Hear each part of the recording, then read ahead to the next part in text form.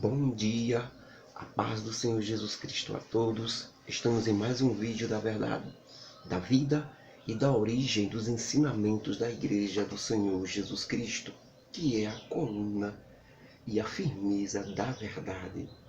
E se for preciso, a sua igreja dá vida pela verdade. Ela nunca abre mão da verdade. Afinal de contas, durante o decorrer da história da Igreja do Senhor Jesus Cristo, ela sempre deu a sua vida. Ela foi perseguida, massacrada, morta.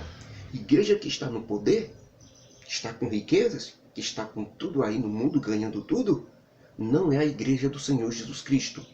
A Igreja do Senhor Jesus Cristo, ela sempre é perseguida, maltratada, zombada, porque ela fala justamente a verdade. E o mundo, as pessoas, os homens, a humanidade em si não gostam, não suportam a verdade.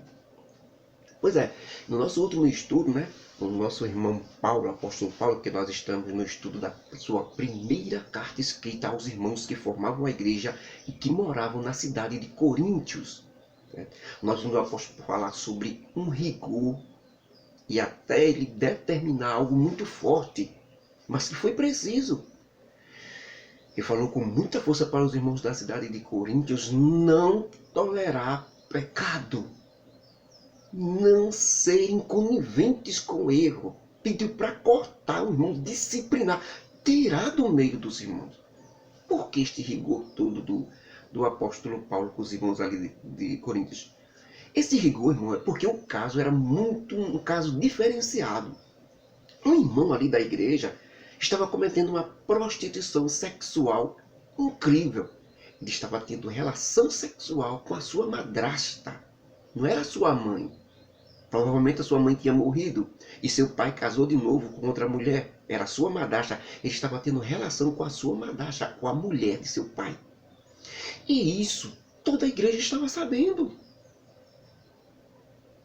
Ninguém fez nada, ninguém disse nada. Ele estava no convívio dos irmãos como se nada tivesse acontecido. Por isso o rigor de Paulo. Paulo disse que em nome do Senhor Jesus Cristo, como se eu estivesse aí perto de vocês, cortem esse irmão do meio de vocês. Paulo chega até a dizer que estava admirado, é um absurdo, ele disse, que vocês nem estão tristes com o pecado abominável desses irmãos da cidade de Coríntios. Vocês nem estão tristes, vocês nem estão tristes do irmão estar numa situação desprezível dessa, que nem o povo do mundo, que nem as pessoas fora da igreja aceitavam aquilo. Aquela prostituição nojenta e miserável que o irmão estava cometendo. Paulo ficou admirado. E Paulo disse, sabe por que eu sei, irmãos de Coríntios, que vocês nem estão tristes com isso, não estão nem aí para isso, sabe por quê? Porque até agora esse irmão anda no meio de vocês normalmente, como se nada tivesse acontecido. Vocês não cortaram ele, vocês não disciplinaram ele, vocês não chamaram ele para dizer que isso é uma nojeira, uma pouca vergonha. Por isso que eu sei que vocês não ficaram muito tristes com isso. Paulo disse que isso era uma falta muito grande. Por isso que ele usa o termo do fermento. Vamos ver toda a história para a gente ter uma consciência mais sobre este caso. Que foi um caso de corte, de tirar do meio dos irmãos, de cortar mesmo. Um caso que só deve ser feito no extremo, agora. A pessoa não deve ser disciplinada do convívio dos irmãos, do corte dos irmãos, depois que ela se arrependeu, depois que ela confessou seus pecados, promete ser fiel agora e deixar aquilo. Ela não pode ser cortada não, nem disciplinada não. Quem faz isso está cometendo um pecado grave contra o Evangelho. Nesse caso é que deve ser disciplinado e cortado. Por quê? Vamos ver? Bom, Paulo disse, depois de saber daquela situação, sabe o que Paulo disse para os irmãos da igreja, dos irmãos que formavam a igreja do Senhor ali na cidade de Coríntios, escrevendo essa carta, porque ele disse, então, irmãos, o que vocês querem, irmãos? Quando eu for aí na cidade de Coríntios, querem que eu vá até vocês com vara, com conserto, com repreensão, com correção? Ou com amor e espírito de mansidão? Porque depende de vocês. E olhem que isso não é ignorância não, viu? Sabem por quê, irmãos? Porque é o cúmulo do absurdo, irmãos. A notícia que chegou até nós, que no meio de vocês, a Igreja Santa na cidade de Coríntios tem uma prostituição sexual tremenda. E que nem no meio das pessoas do mundo, das pessoas que não são seguidoras do Evangelho, se aceita uma situação dessa. Exatamente, é que tem um irmão no meio de vocês que está tendo relação sexual com sua madrasta, a mulher de seu pai. E o pior de tudo isso é que vocês não estão nem tristes com essa pouca vergonha. E nem tristes com esse irmão que está cometendo tal ato. E por que eu sei disso? É simples, porque até agora ele não foi disciplinado ou cortado da igreja. Já que é assim, irmãos, eu, Paulo, na verdade ainda que não esteja aí presente com vocês, mas considero-me presente em espírito, já determinei, como se eu estivesse aí nesse momento, aí no meio de vocês, que aquele que está praticando essa abominação, em nome do Senhor Jesus Cristo e pelo poder do nosso Senhor e nosso Deus, seja cortado do convívio e companhia dos irmãos. E isso não é para que ele morra espiritualmente, não, viu? Sabe por quê? Porque morto espiritualmente ele já está e vai para o inferno. Isso é para que ele, esse irmão, seja cortado. É para que ele, a carne que tanto controla esse irmão dessa prostituição miserável, essa carne seja destruída. Como? Pela vergonha e arrependimento que ele sentirá quando for cortado. Esse irmão deve ter, depois de ser cortado e separado do convívio dos irmãos, quando ele vê que está fora, que ele crie vergonha na cara e que somente assim, uma vez arrependido de tal prática nojenta, esse irmão se humilhe diante de Deus para a sua própria salvação, pelo Espírito Santo de Deus. Ou seja, Paulo diz, irmãos, que ele está sendo cortado não é porque nós gostamos de cortar alguém do convívio da igreja, não. Ele está sendo cortado porque ele não reconhece que está cometendo uma coisa abominável, porque ele não para. O corte é por causa disso, porque ele não se arrepende. Irmãos de Coríntios, não é boa a vossa ousadia. Ou, em outras traduções tem, não é boa a vossa jactância, mas é ousadia. Vocês não sabem que um pouco de fermento levanta toda a massa? E o bolo fica péssimo. Da mesma forma, é o pecado escondido no meio da igreja que vocês não estão querendo resolver. Vocês todos serão envolvidos nesse pecado. A igreja sabendo, não fazendo nada, todos vocês serão culpados também. Um pouco de fermento, um só, mela tudo. Então arranque. Vocês estão brincando com o pecado, irmãos. Isso leva ao inferno. Se continuar assim, esse tipo de ato que esse irmão está fazendo tem que ser combatido rapidamente e condenado por vocês, irmãos. Por favor, se limpem desse fermento velho, desse pecado terrível que está escondido no meio de vocês. Não pode esconder coisas erradas ou safadezas de membros uns dos outros, não. Tudo tem que ser limpo para que vocês sejam uma massa limpa, sem fermento, que representa o pecado.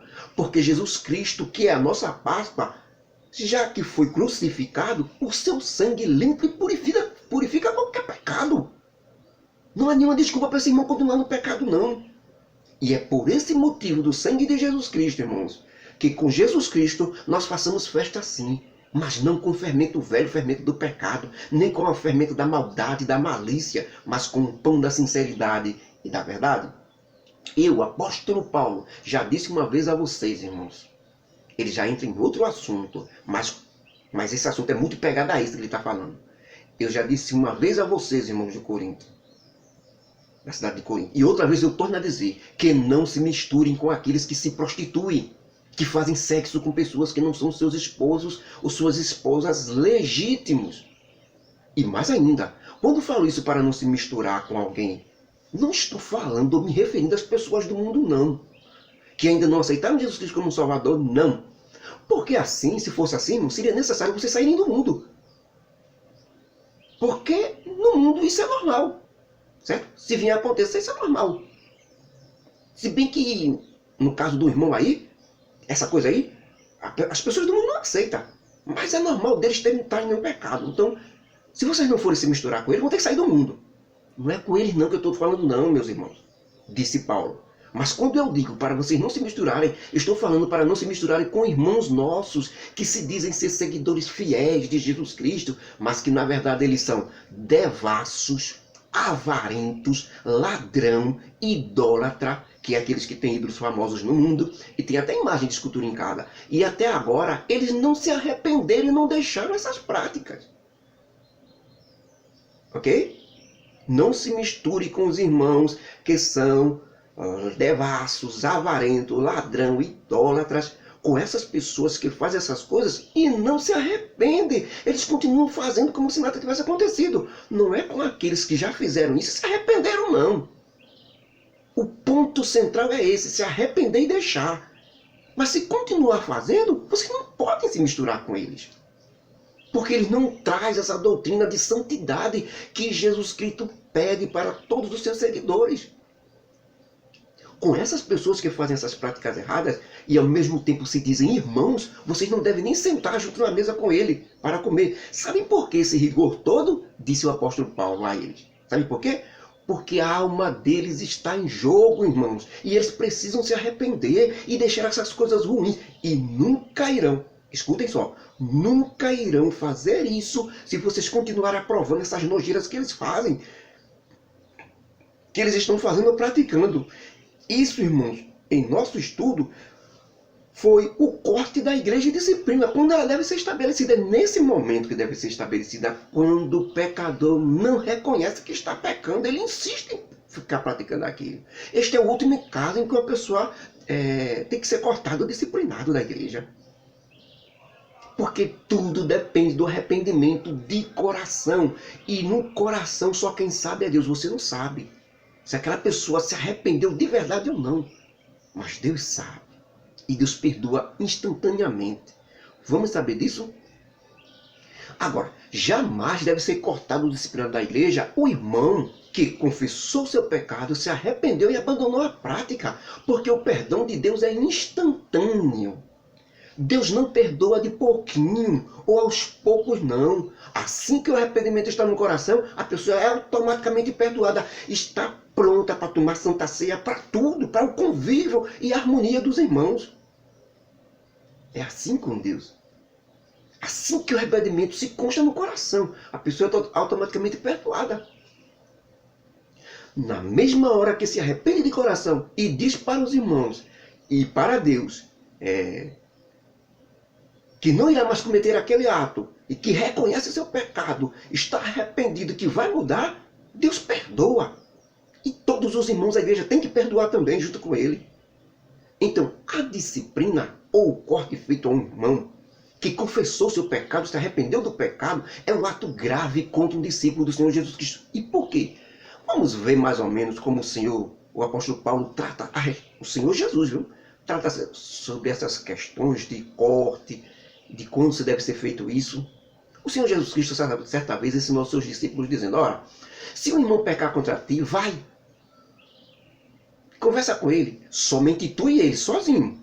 Se ele aceitar que está errado e se arrepender, tu ganhaste teu irmão. Ele será perdoado. Agora, se ele não reconhecer que pecou, leva 2 testemunhas contigo e fala com ele. Se mesmo assim, com a presença de 2 testemunhas, ele ainda não reconhecer que pecou, que aquilo é errado, se ele não reconhecer que pecou, então você deve entregar ele à igreja. E se o irmão que pecou, mesmo assim, não quiser escutar a igreja, não é? Que a igreja vai pedir para que ele pare com isso, que é pecado, e ele continuar com essa prática, todos devem considerar uma pessoa que não faz parte da igreja, ou seja, como uma pessoa que não serve a Deus. Jesus disse um publicano, um pecador. O que é isso que Jesus Cristo quer dizer? Então cortem. Se ele não quer se arrepender, se ele não quer reconhecer que foi um pecado, não quer pedir perdão, se ele não quer isso, então somente assim tem que ser cortado. Os irmãos têm que se afastar dele. Para quê? Por que os irmãos se afastaram dele? Ele não vai morrer, não, ele já está morto espiritualmente. Ele já vai para o inferno, não adianta ficar, não vamos cortar não para ele não morrer. Ele já está morto, já está o cadáver. Precisa ser cortado para ver se daí ele ser tirado, principalmente se tiver cargo na igreja. Um dos maiores motivos de alguém não confessar pecado na igreja hoje, para ir para a disciplina, para o povo não ver, é sua posição. Muitas vezes é presbítero, é diácono, é isso, é aquilo. E se acha numa posição que tem vergonha de pedir perdão. E fica com aquilo acumulado dentro de si, e pecando e vai para o inferno.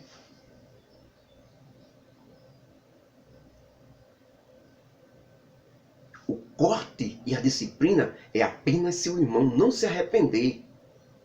Não reconhecer o pecado, ele deve ser cortado para que assim, talvez, ele se arrependa, crie vergonha, reconheça que é um pecador, que pecou, peça perdão primeiramente a Deus do coração e depois peça perdão à igreja e volta automaticamente para o convívio. Não tem que passar disciplina nenhuma não. Ou é ou não é. Já o evangelista Tiago, isso foi Jesus Cristo, viu? 3 posições antes de cortar. Primeiro, conversar com ele sozinho. Se ele reconhecer ali o pecado, o irmão já pode pedir perdão, já está tudo bem. Se ele não reconheceu o pecado, leva 2 ou 3 testemunhas, confirma. Se ele também não reconhecer, fala para a igreja. Se ele não ouvir a igreja, aí é que ele tem que ser disciplinado e cortado. Certo? Já o evangelista Tiago, na sua epístola universal, chamada de Tiago, no capítulo 5, versículo 16, ele diz assim: confessai as vossas culpas uns aos outros e orai uns pelos outros para que sareis. A oração feita por um justo tem um efeito tremendo. Então, irmãos, Jesus Cristo disse que onde estiver 2 ou 3 reunidos no nome dele, ele estará presente. Ali é a igreja do Senhor. Então, o ato de confessar pecado a servos fiéis de Jesus Cristo, mesmo que sejam 2 ou 3, mas são fiéis ao Senhor, são igreja mesmo, e o irmão que pecou, confessar para ele, pede para que ele estenda as suas mãos e ore por ele, e ele reconheceu que pecou, e que de coração está arrependido completamente, que pecou, o irmão, quando orar por ele ali, irmão, ele sara completamente, irmãos. É o evangelista que está dizendo isso, é a Bíblia que está dizendo. Ele sara completamente, não precisa de disciplina, de corte de seu ninguém, não. Ele sara completamente e tem mais. Porque a oração do justo que está orando por ele tem um efeito tremendo diante de Deus. E Tiago ainda diz mais, que a oração da fé salvará até se ele estiver doente. E se ele tiver cometido pecado, serão perdoados os seus pecados. Isso é evangelho. Isso é ensino verdadeiro. E para encerrarmos, irmãos, Provérbios capítulo 28, versículo 13, está escrito: o que encobre as suas transgressões ou pecados nunca prosperará, mas o que confessa o pecado e deixa ele alcançará a misericórdia. Ou seja, todo corte ou disciplina na igreja do Senhor depende se houve arrependimento ou não. Por isso, uma pessoa que confessou, pediu perdão, se arrependeu, jamais deve ser disciplinado. O líder que disciplinar um irmão que confessou o pecado e abandonou a prática e pediu perdão por 3 meses, por exemplo, e impedir ele de tomar Santa Ceia, está pecando contra o Evangelho, contra a santidade da igreja. O apóstolo Paulo disse que a Santa Ceia deve ser colocada para todos. Apenas a pessoa que está tomando a Santa Ceia é que tem o poder de decidir se toma ou não a Santa Ceia. Se ela tomar em pecado, ela está condenando a si própria. O líder não tem nada a ver com isso, nem tem poder nenhum sobre isso. Ele tem que dar a Santa Ceia a todos. E jamais proibir alguém de tomar a Santa Ceia, porque o líder não é o Espírito Santo para saber se a pessoa está arrependida de coração ou não. Por isso que Paulo disse, ele é que tem que decidir, porque ele sabe se está arrependido de coração ou não. O pecador, a decisão é do pecador. A Santa Ceia, a ordem é para o líder, os diáconos dar a Santa Ceia a todos. Ele é que vai decidir. Pediu perdão a Deus, Deus perdoou instantaneamente, que Deus sabe do coração, ele toma. Se por acaso ele não pediu e tomar a Santa Ceia para se amostrar na frente dos outros, para dizer que não tem pecado, e tomar a Santa Ceia, ele está condenando a si mesmo. Ninguém tem nada a ver com isso, não se preocupe com isso não. A responsabilidade é de cada um, tem que dar responsabilidade ao pecador, ele tem que decidir.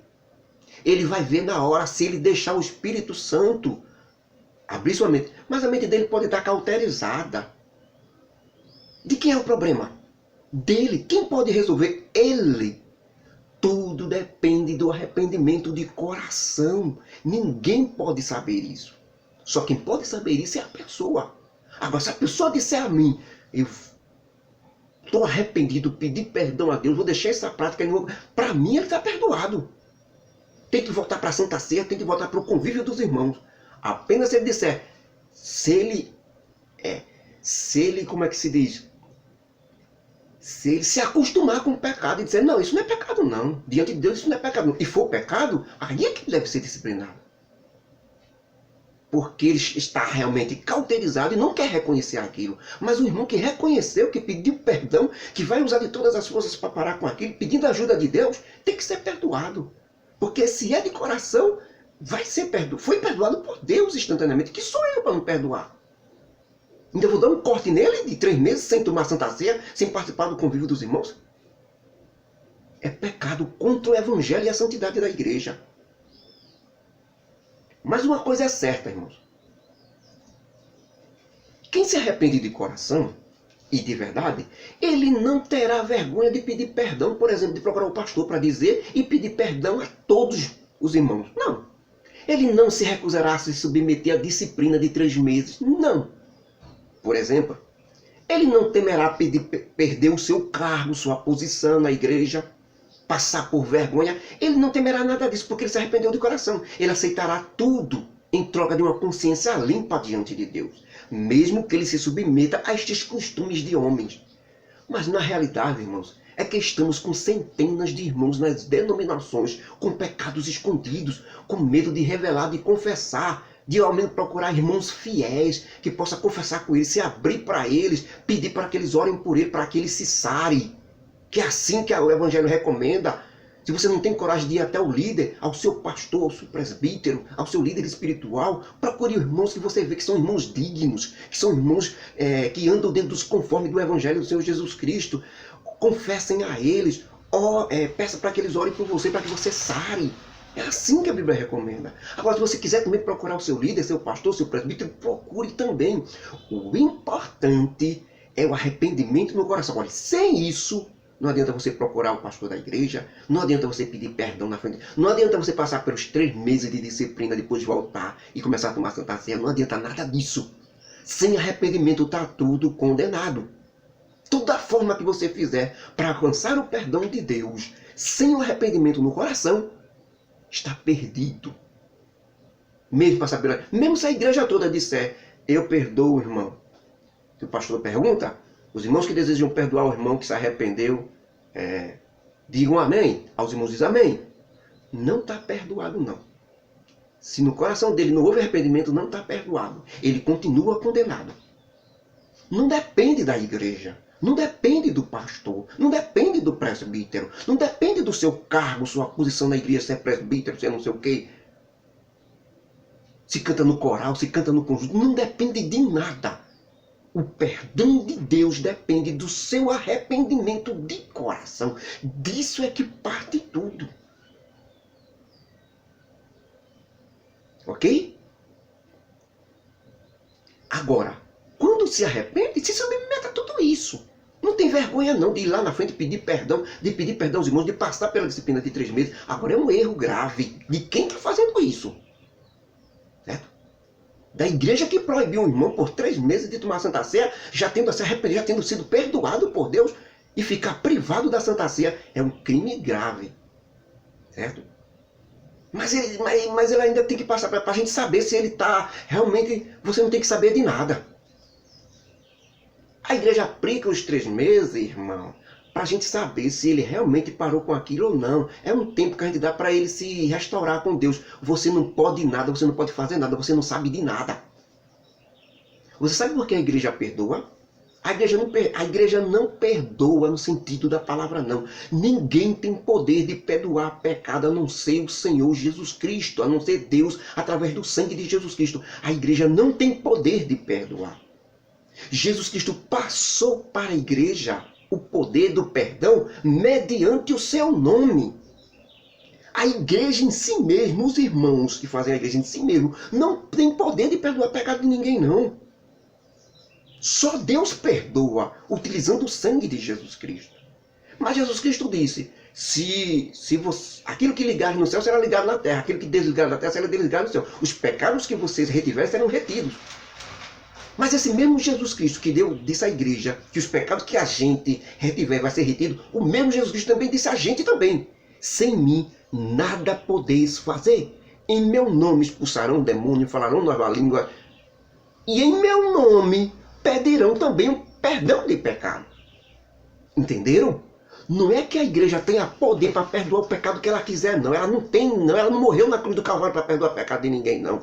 A igreja não entregou seu sangue, não. O sangue da igreja antes era sujo, como todos os outros. Só está limpo agora por causa do sangue. O único sangue que perdoa o pecado foi o de Jesus Cristo. Então, a igreja tem poder de perdoar porque ela invoca o nome de Jesus Cristo quando vai pedir o perdão do irmão. Esse é o poder, certo? De utilizar o nome de Jesus Cristo. Porque o povo do mundo não tem poder de invocar o nome de Jesus Cristo, não. Porque estão em pecados. Mas a igreja não está.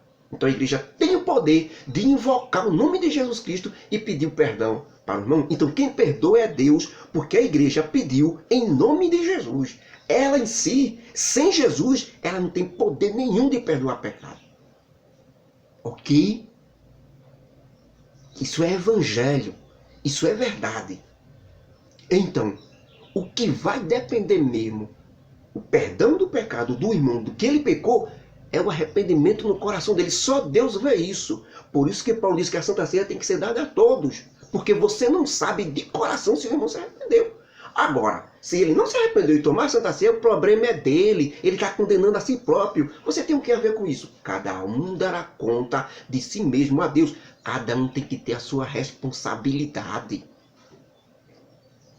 E com isso, irmãos, encerramos nosso estudo aqui, não é? Sim. Isso tem feito muitos irmãos estarem mortos dentro da igreja, com vergonha de pedir perdão na frente de todo mundo, quando ele poderia ter resolvido o caso dele, já. Com alguns irmãos já ter resolvido aquilo, estar limpo diante de Deus. Estão escondendo, estão jogando pão por baixo das bancas, estão escondendo o pecado por conta disso.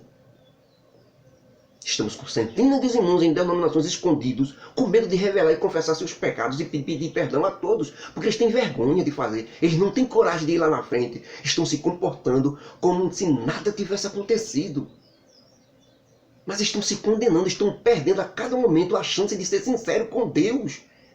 Por outras vias que eles poderiam utilizar, procurando uns irmãos sinceros, confessar, não é? Pedir para orar por ele, e eles escondem aquele pecado dentro dele, porque a denominação, o costume diz que ele tem que confessar aquilo para todo mundo, tem que confessar aquilo para o pastor, é exigido aquilo. Ele não quer fazer, ele está com vergonha, e ele fica prendendo aquilo por anos e anos, no mesmo pecado, na mesma coisa, tomando Santa Ceia em pecado, e vai morrendo, morrendo, morrendo, morrendo. Tiago disse: confessai as vossas culpas uns aos outros e orai uns pelos outros para que sarei. A oração do justo tem um efeito tremendo. Se tiver cometido pecado, serão perdoados. Se tiver doente, será curado. E ele também, nessa mesma frase, ele também chame o presbítero da igreja para ungir o irmão, orar por ele. Mas tudo engloba geral. Não é somente o presbítero da igreja, não. Isso é a maneira mais eficaz, seguindo a ordem. Mas se tem 2 ou 3 irmãos, e observe que ele disse presbítero da igreja, certo? Presbítero de denominações, nós sabemos quem é. Podemos dizer, fulano é presbítero da denominação tal. Agora, da igreja verdadeira do Senhor Jesus Cristo, eu não sei. Por isso que os irmãos, procurando irmãos sinceros, e você sabe que ele anda dentro dos costumes do Evangelho do Senhor Jesus Cristo, é irmão íntegro, não fica falando mal das pessoas, não fala, mas sempre ora, sempre ajuda, faz esmolas, visita os enfermos, visita. Eu sei que não é muito fácil de encontrar, mas se tiver esses irmãos, procurem eles, confessem, peçam para orar por vocês. A oração de um justo é tremenda, irmão. E Jesus Cristo que diz que se tiver cometido pecado, serão perdoados, se tiver enfermo, será curado.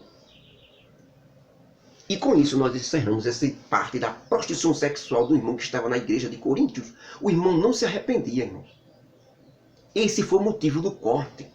É porque ele não se arrependia, estava assim normalmente, como se nada tivesse acontecido. Isso nós encerramos o último estudo. Agora no capítulo 6 de Coríntios, Paulo diz uma coisa muito interessante. Ele continua doutrinando a igreja do Senhor ali em Coríntios e diz assim: irmãos, vou falar de um assunto de extremo valor em nosso meio, no meio da igreja santa do Senhor. Porque não pode acontecer um negócio desse, irmãos. Ou seja, um de vocês, ou um dos irmãos de Coríntios, ter um desentendimento com outro irmão, e os dois em vez de procurar a justiça com a liderança da igreja, estão indo a julgamento com juízes do mundo para resolver a questão entre eles. Um absurdo. Vocês não conseguem resolver entre vocês mesmos? Pelo amor de Deus, irmãos, vocês não sabem que nós, os seguidores de Jesus Cristo, iremos julgar o mundo com relação às coisas espirituais. A partir do momento em que nós dizemos que tem que aceitar Jesus Cristo como Salvador e para não serem condenados, nós, a igreja, estamos julgando eles.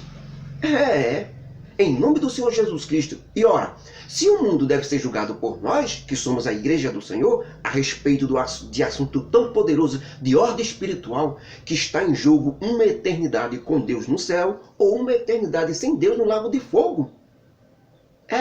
Toda vez que nós pregamos Jesus Cristo, nós estamos dizendo isso a eles. É um julgamento, irmão. Nós estamos julgando o mundo. E ainda mais, se nós temos o poder de fazer isso, como não conseguimos julgar coisas mínimas materiais que pertencem a essa vida? E ainda mais, entre vocês mesmos. Não sabeis vós que nós iremos julgar até os anjos, irmãos? Paulo lança aqui algo que é muito debatido entre os estudiosos. Como é que vamos julgar os anjos? Bom, eu imagino, eu mesmo, exatamente nós seremos testemunhas e a prova viva de que tivemos uma escolha e decidimos ou optamos por aceitar a salvação em Jesus Cristo. Foi colocada para nós a salvação mediante Deus. Deus disse assim: aceite Jesus Cristo para ir para o céu. Também não aceite ele, também você não vai para o céu. Então nós decidimos. Foi uma opção nossa. Nós decidimos aceitar Jesus Cristo. Da mesma forma que eles, os anjos, tiveram uma escolha. Na grande rebelião dos céus liderada por Lúcifer, e a terça parte dos anjos decidiu seguir Lúcifer e serem expulsos do céu. Então, isso de nós, a igreja do Senhor, simples seres humanos e com menos forças que eles, que os anjos, e mesmo assim decidir ficar com Deus, caracterizará para os anjos caídos o julgamento e condenação final. Não haverá desculpa para eles, para os anjos, que se rebelaram contra Deus. Porque nós também tivemos uma opção e decidimos ficar com Deus. É nesse tipo de julgamento. E quanto aos anjos que não se rebelaram, representaremos também, sim, para eles a confirmação de que eles tomaram a decisão certa ficando com Deus. Ou seja, é como se fosse um tipo de julgamento também. Eles decidiram certamente, como nós também decidimos ser a igreja do Senhor Jesus Cristo. Então, irmãos, nós como simples seres humanos tivemos uma opção. Eles também tiveram uma opção. Por isso Paulo continua dizendo: é um absurdo que vocês que irão julgar os anjos não consigam julgar e resolver as coisas entre vocês mesmos. Então, se vocês têm negócio de ordem ou juízo material pertencente a esta vida, coisas normais, que deve haver um julgamento para saber quem dos irmãos está com a razão, pelo amor de Deus, coloquem homens que são de autoestima, que sejam justos, pacificadores, humildes, longânimos, guiados pelo Espírito Santo. Coloquem eles numa cadeira e resolvam a questão que existe entre vocês. Não precisa ir para juízo lá do mundo, não. Ora, irmãos, é para vos envergonhar que digo isto: não há no meio de vocês homens sábios? Nenhum que possa julgar entre vocês, irmãos. E é por causa disso que um irmão vai à justiça contra outro irmão na frente de um juiz do mundo, no tribunal do mundo e perante jurados do mundo. Na verdade, irmãos, que moram aí na cidade de Coríntios, já é uma falta grave vocês terem brigas ou disputas entre vocês mesmos. Já está errado. Então, por que pelo menos um de vocês não cede, pede desculpa ao outro? Ou porque o outro não é humilde e pede perdão ao outro? Mas não, vocês têm que disputar com seu irmão, fazer a injustiça. E o irmão sofre o dano, sofre a perda e sofre o prejuízo. Vocês não sabem, irmãos, que os injustos não herdarão o reino de Deus? Não erreis, irmãos. Isso não é brincadeira, não.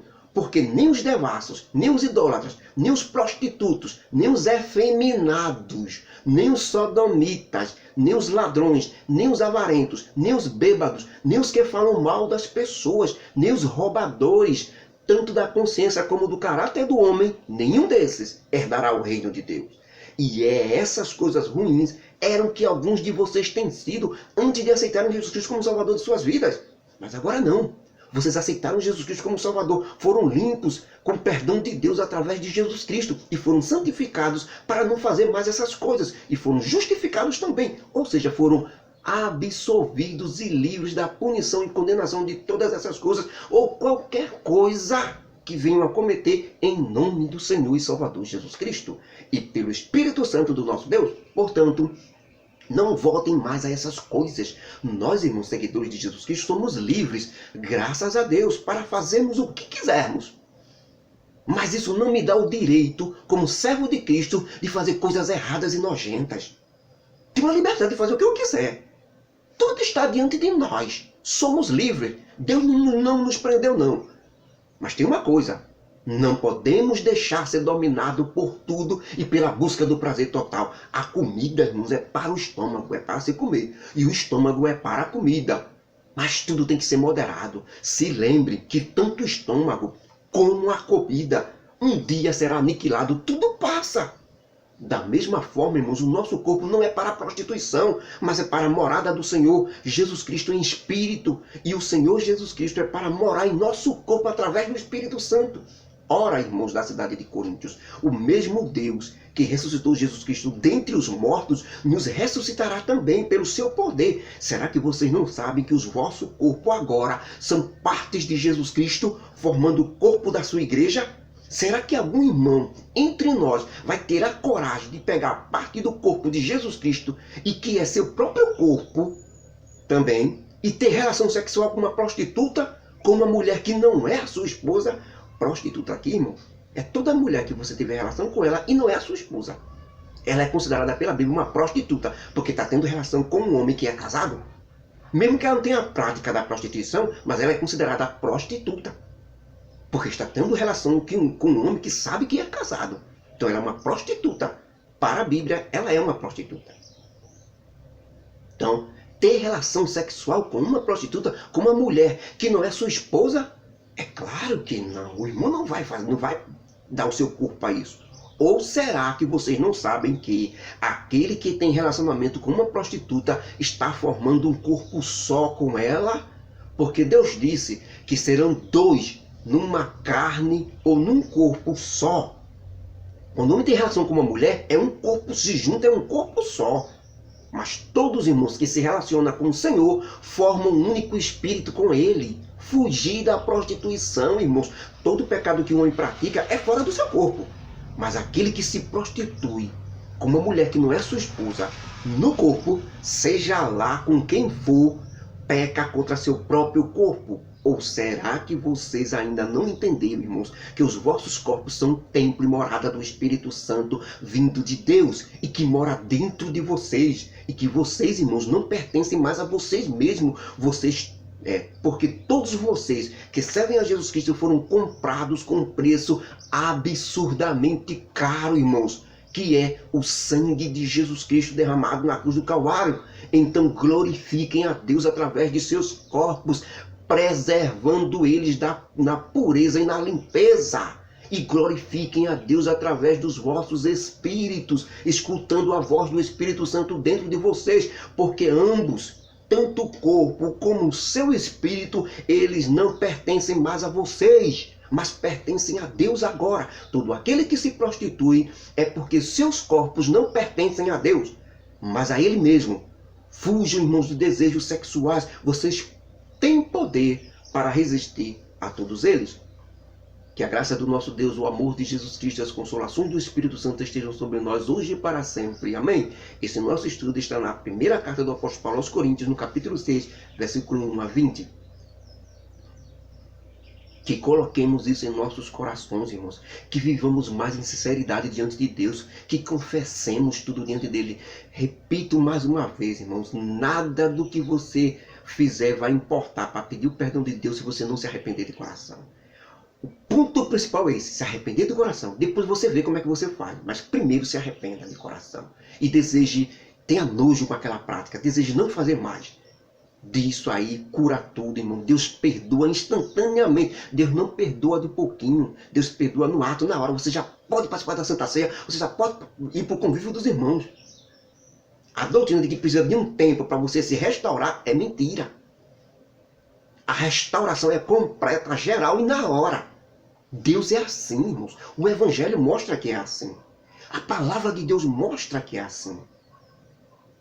Agora, se alguém quiser fazer esse julgamento, saber se o irmão deixou ou não, depois de 3 meses, que faça. Nós não temos nada com isso. Nós estamos falando da palavra do Senhor. A palavra de Deus, legítima, eficaz, é a verdade.